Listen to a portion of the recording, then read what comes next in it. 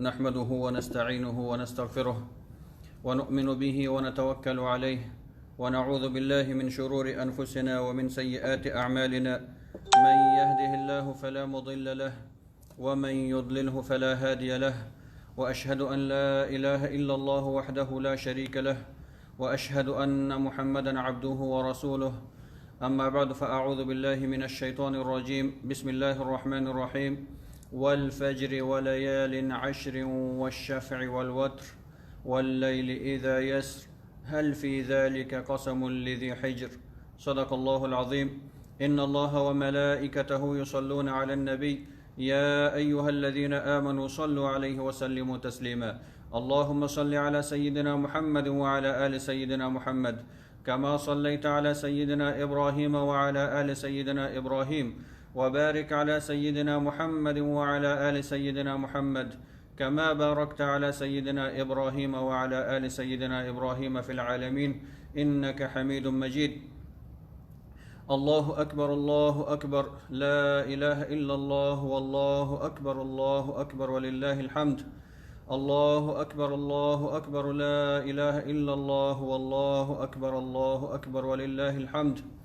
الله أكبر الله أكبر لا إله إلا الله والله أكبر ولله الحمد ډیرو درنو محترمو مسلمانانو خويندو او ورونو څرنګه چې تیره هفته کې تیره جمعه دا بیان شو چې مونږ او تاسو الحمدلله د ذوالحجې د مبارکې میاشتې سوري لاندې قرار لرو او د ذوالحجې د مبارکې میاشتې دغه لومړني 10 ورځې ډېر زیات فضیلت لري دغه 10 ورځې چې د لومړي ذوالحجې څخه شروع کیږي د اختر تر ورځې پورې دغه ورځو ته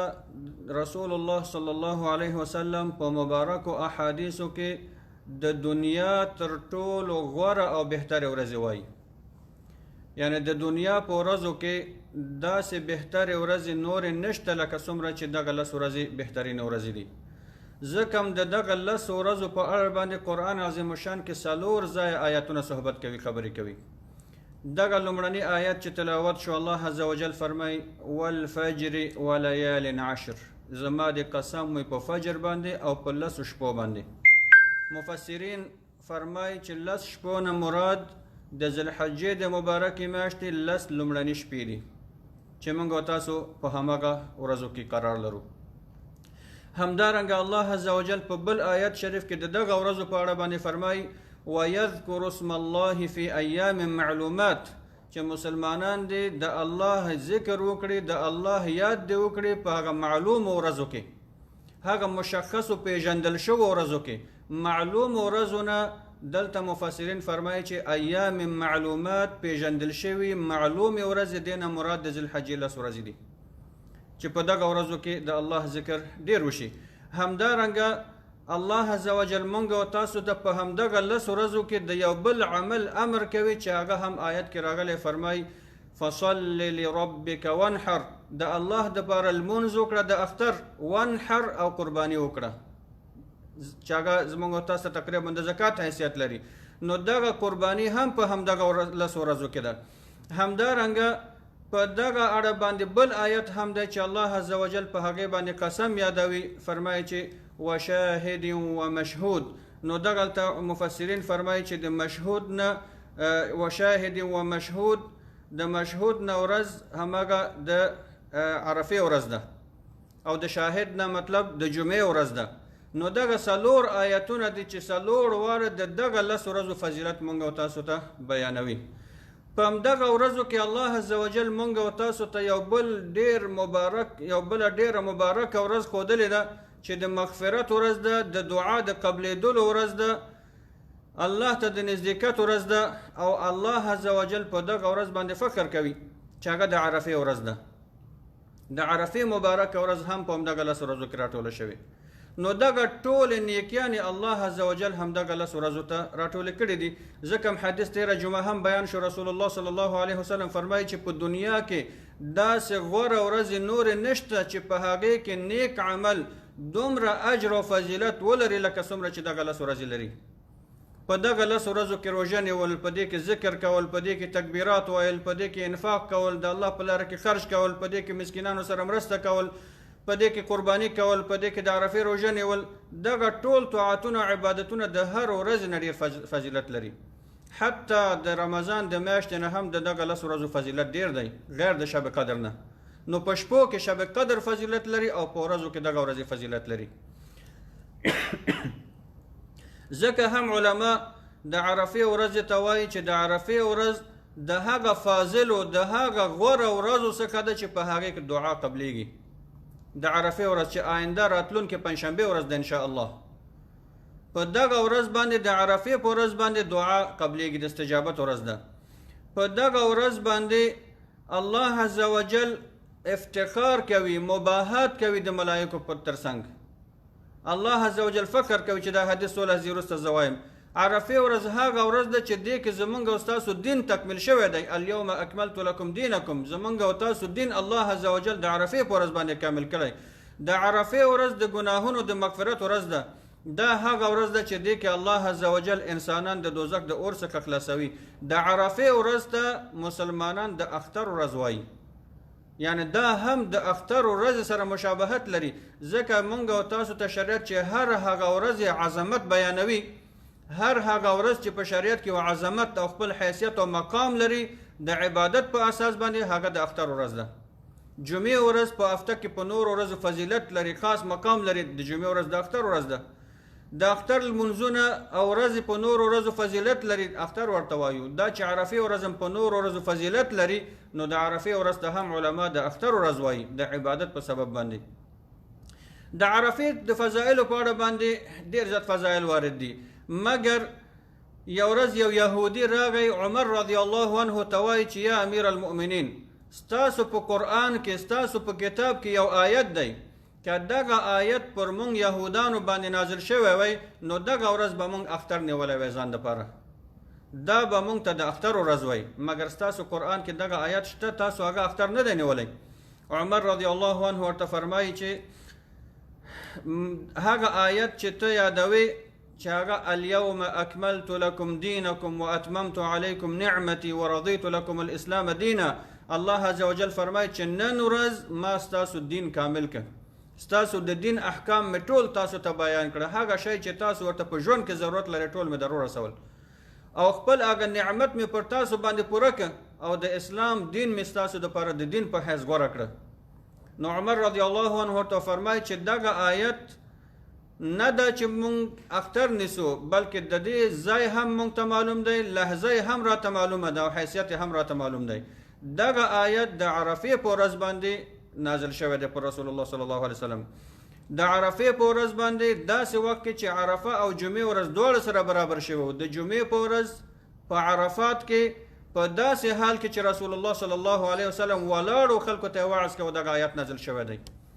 نو عمر رضی الله عنه دغه یهودي ته اصلا داسې ویل غواړي چې مونږ دغه آیت دپاره دوه اختره لرو، یو دا دی چې د جمعې په ورځ نازل شوی دی، بل دا دی چې د عرفې ورځ وه، دریم دا دی چې رسول الله صلی الله علیه وسلم ولاړو خطبه یې فرمایله. نو زمونږ دپاره دا دوه درې اختره دي، تاسو خو د یو اختر خبره کوئ. همدارنګه رسول الله صلی الله علیه وسلم مونږ او تاسو ته په د حدیثو مفهوم دی چې د عرفې ورځ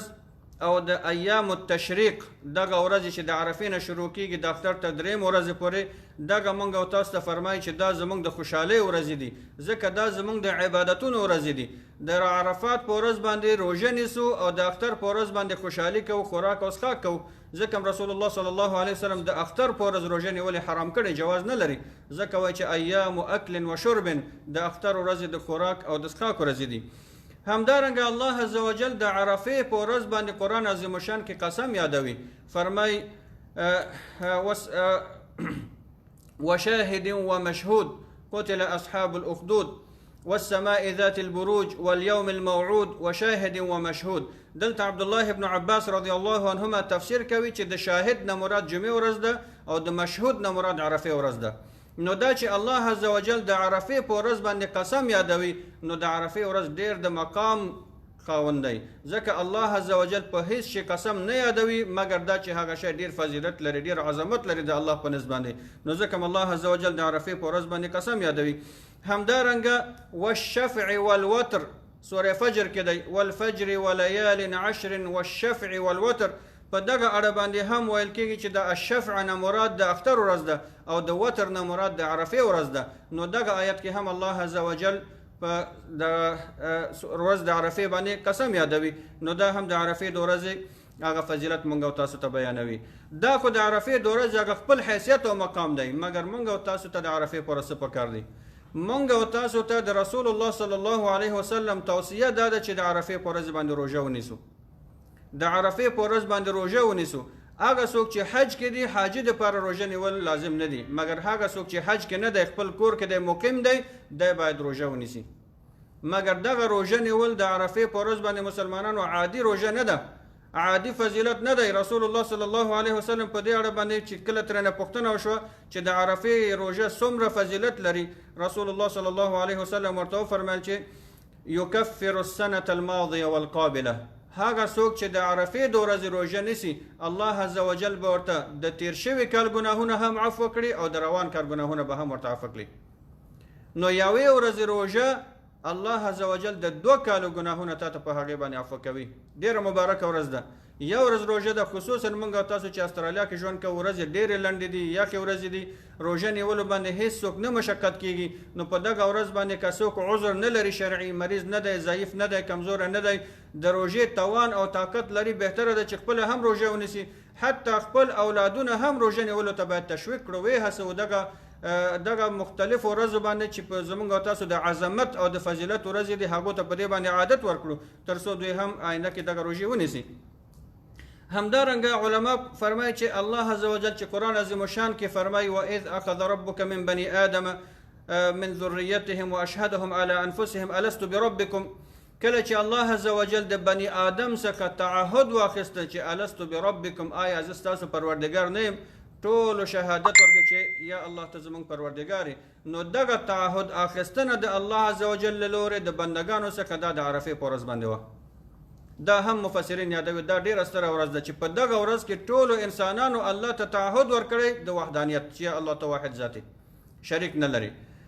مګر سره د تعهد نه چې بیا یو تعداد انسانان مشرکان کېږي یا ګمراه کېږي یا معصیت کوي نو هغو سره به الله خپل حساب کوي، مګر تعهد د ټولو څخه الله عز وجل اخیستلی او هغه هم د عرفې په ورځ باندې ده. همدارنګه د عرفې ورځ ته د مغفرت او عتق من النار ورځ ویل کېږي. په دغه ورځ باندې انسانانو ته الله عز وجل مغفرت کوي او دوی د دوزخ د اور څخه خلاصوي. ځکه رسول الله صلی الله علیه وسلم موږ او تاسو ته فرمایي چې عبد الله ابن عباس رضی الله عنهما روایت کوي چې په دنیا کې داسې ورځ نشته چې په هغې کې الله عز وجل ډېر انسانانو ته مغفرت وکړي لکه څومره چې په عرفه کې کوي. یعنی د عرفې په ورځ الله عز وجل دومره انسانانو ته مغفرت کوي چې په ټول د کال کې په نورو ورځو کې دومره مغفرت چاته نه کوي. نو دا د مغفرت ورځ ده. حتی حدیث شریف کې دا هم راځي چې الله عز وجل راځي رانږدې شي دنیا ته او بیا ملایکو ته وایي چې دغه زما بندگان چې عرفات کې راټول شوي دي دوی څه غواړي، چې د دوی سرونه لوس دي، بدنونه لوس دي، دوی څه غواړي، څه دپاره راټول شوي دي. ملائک ورته وایي په داسې حال کې چې الله علیم دی چې یا الله دوی ستا عبادت دپاره راټول شوي دي، دوی تا نه مغفرت غواړي. نو الله عز وجل په داسې حال کې چې په دغه انسانانو بندگانو باندې مباحات او فخر کوي ملائکو ته وایي چې تاسو شاهد اوسئ چې ما ټولو ته مغفرت وکړه، ما دوی ټولو ته مغفرت وکړه. نو دا د الله له لورې عز وجل یو غټ مغفرت دی. همدارنګه د عرفې په ورځ باندې سره د دې چې موږ او تاسو ته روژه نیول سنت دی، موږ او تاسو ته ځینې دعاګانې هم رسول الله صلی الله علیه وسلم ښودلي چې په دغه ورځ باندې څه دعاګانې باید وکړو. نو رسول الله صلی الله علیه وسلم په حدیث کې فرمایي چې مفهوم د حدیث دی خیر الدعاء دعاء یوم عرفه، بهترینه دعا د عرفې د ورځې دعا ده. په ټول د کال کې خو موږ دعاګانې کوو، رمضان کې به دعا کوو، په محرم کې به کوو، په شوال کې به کوو، په نورو میاشتو شعبان کې به کوو، مګر په ټولو ورځو کې بهترینه دعا چې انسان یې کوي هغه د عرفې د ورځې دعا ده، ځکه دا د استجابت ورځ ده. ابتدا کې ما ویلې په دغه ورځ باندې دعا قبلیږي. نو رسول الله صلی الله علیه وسلم فرمایي چې بهترینه دعا چې تاسو کوئ هغه د عرفې د ورځې دعا ده، او بهترینه دعا چې ما او نورو پیغمبرانو کړې یعنی هغه دعا چې رسول الله محمد صلی الله علیه وسلم او پخواني پیغمبرانو ټولو د عرفې پر ورځ هغه دعا کړې، هغه کومه دعا ده؟ هغه دا ده چې لا اله الا الله وحده لا شريك له له الملك وله الحمد وهو على كل شيء قدير. لا اله الا الله وحده لا شريك له له الملك وله الحمد وهو على كل شيء قدير. دغه دعا باید د عرفې په ورځ باندې ډیره ویل شي. لا اله الا الله وحده لا شريك له له الملك وله الحمد وهو على كل شيء قدير. نو دا د الله عز وجل د وحدانیت یو ډیره ستره دعا ده چې د الله عز وجل وحدانیت په دې دعا کې ثابتېږي. نو دغه ټول پیغمبران هم وحدانیت دپاره رالېږل شوي، پیغمبر محمد صلی الله علیه وسلم هم، او موږ او تاسو ته هم دغه غوښتنه شوې زموږ څخه چې په دغه ورځ باندې د الله وحدانیت ډیر یاد کړو. د عرفې په ورځ باندې د دعا سره سره استغفار باید انسان ډیر ووایي. استغفر الله، د خپل ګناهونو مغفرت د الله څخه وغواړي. روژه باید ونیسو، په دغه ورځ باندې خپل ځان د مختلفو ګناهونو څخه وساتو، خپله ژبه باید خپل کنټرول کې وساتو، د دروغو څخه، د غیبت څخه، د بهتان څخه، د نمیمت څخه، ناحق شهادت څخه، ناحق قسم څخه، دغه ټولو ګناهونو څخه چې هغه ژبني ګناهونه دي باید ځان وساتو، او خپل لاس او پښه ټول اعمال او جوارح باید د الله په طاعت کې مصرف کړو. نو دغه د عرفې ورځ کې انفاق کول هم ډیر خاص فضیلت لري. دا چې د عرفې ورځ ته ولې عرفه وایي، دې باندې موږ او تاسو مکلف نه یو چې باید د هر شي په معنا او مفهوم باندې پوه شو چې عرفې ته ولې عرفه وایي او فلان ته ولې فلان وایي، مګر سره د هغې هم علما په دې کې مختلف نظریات لري. یو نظر دا دی چې عرفه ځکه ورته وایي چې دا د اعتراف څخه اخیستل شوی، او هر انسان د عرفې په ورځ په خپلو ګناهونو د الله په حضور کې اعتراف کوي. ته الله تعالی سره پورته کوي چې یا الله ما دا ګناه کړی دی، یا الله ما دا ګناه کړی دی، یا الله دغه ګناه مې کړی، یا الله ما ته عفو وکړي، یا الله ما ته بښنه وکړي. نو دا چې ته د الله په حضور کې د خپلو ګناهونو اعتراف کوي، عرفه ورته ویل شوی. دا یو تفسیر او معنا دی. سره د دې نور علما دا هم وایي چې د عرفې ورځ ته عرفه ځکه وایي چې مسلمانان یو بل سره معرفت حاصلوي. هغه حاجي صاحبان چې د عرفات په میدان کې دي یو بل سره نږدې کینی، یو د بل احوال اخلي، یو بل سره معرفي کیږي. زه د افغانستان نه راغلی یم، زما نوم دا دی، ته د کوم ځای نه راغلی، زه مثلا د ایتوپیا نه راغلی یم، زه د فلاني ځای یم، زه د فلاني ځای یم. نو مسلمانان یو بل سره معرفت حاصلوي. نو په دغه اساس هم ورته عرفه ویل شوي دي. همدارنګه ځکه هم ورته عرفه ویل شوي چې په دغه ورځ باندې جبریل علیه السلام راغلی و او ابراهیم علیه السلام ته د حج مناسک ښودل چې دغه ځای کې به سعی کوي، دلته به طواف کوي، دلته به عرفات کې ودرېږي، دلته به دا کار کوي، دلته به دا کار کوي. نو دلته په د عرفات په میدان کې جبریل علیه السلام راغلی او ابراهیم علیه السلام ته د حج مناسک ښودل. نو په دغه اساس باندې هم عرفه ورته ویل شوی، یعنی د پیژندنه چې ابراهیم علیه السلام ته پیژندنه ورکوه. او ځینې بیا دا هم وایي چې په دغه میدان کې یا په دغه ځای کې آدم علیه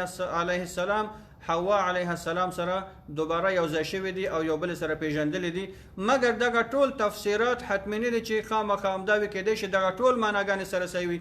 هم جبریل علیه السلام ابراهیم علیه السلام ته د حج مناسک په دغه ځای کې ښودلي، هم آدم علیه السلام او حوا په دغه ځای کې سره یو ځای شوي دي، هم حاجیان یو بل سره معرفت حاصلوي، هم انسان په خپل ګناهونو باندې اعتراف کوي. نو دغه ټول معناګانې په دې کې سره یو ځای کېدلی شي. همدارنګه یو بل مهمې نقطې ته زه اشاره کوم مسلمانانو، چې هغه په دغه 10 ورځو کې یو بل ډیر عظیم عمل دی چې هغه هم د اجر او ثواب څخه ډیر ډک دی. هغه تکبیرات زواید ویل دي، تکبیرات تشریق. تکبیرات تشریق چې هغه د عرفې د ورځې د سهار مانځه څخه شروع کیږي، یعنی هغه ورځ چې عرفه وي، پنجشنبه، آینده پنجشنبه چې موږ تاسو لرو، د سهار مانځه څخه وروسته شروع کیږي او د څلورمې ورځې د مازدیګر مانځه نه وروسته خلاصیږي.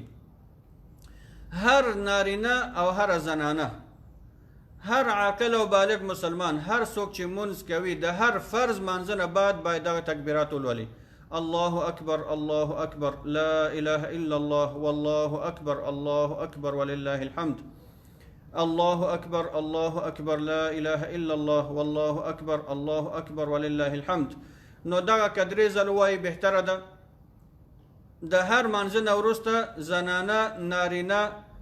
هر څوک چې مونځ کوي د مانځه نه وروسته باید دا وویل شي. که جماعت سره مونځ کیږي، امام باید په لوړ اواز سره وایي، مقتدیان هم ورپسې په لوړ اواز سره وایي. که امام نه هیر شي، مقتدی باید په لوړ اواز سره پیل وکړي تر څو امام متوجه شي هغه هم دغه عمل ترسره کړي. نو دغه هم ډیر عظیم اجر لري او د عرفې د ورځې د سهار منځ څخه شروع کیږي د اختر د څلورمې ورځې مازدیګر منځ پورې. نو دغه عمل هم باید هیر نشي زمونږ تاسو څخه. د دې تکبیرات لوستل هم واجب دي چې بیا به هم د عرفې په ورځ د دې یادونه وکړم ان شاء الله. الله عز وجل دې مونږ تاسو ټولو ته توفیق راکړي چې د دغه ورځو حق هم ادا کړو چې الله عز وجل مونږ نه راضي شي او زمونږ عملونه قبول کړي او مونږ تاسو ته د توفیق راکړي چې د عرفې د ورځې روژه هم ونیسو او دغه تکبیرات هم د هر منځ پسې ولولو. وصلی الله علی سیدنا محمد وبارک وسلم علیه.